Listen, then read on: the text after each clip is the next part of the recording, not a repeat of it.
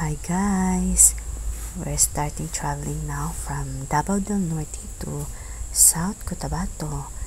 At madilim pa talaga, marami pang fogs kasi 4:30 AM kami nag-start ng travel namin.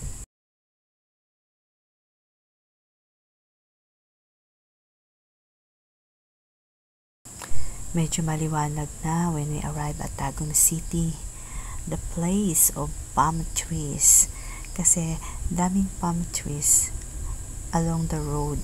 That's the sign na papasok ka na ng Tagum City.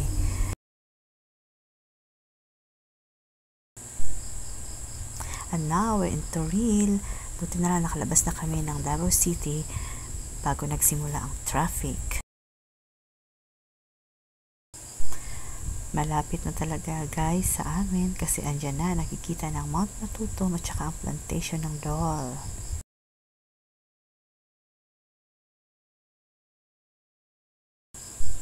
At ayan, happy kahit haggard ang face, at last at home na.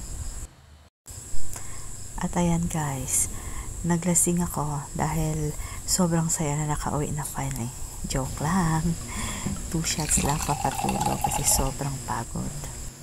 That's it for now. Thank you for watching.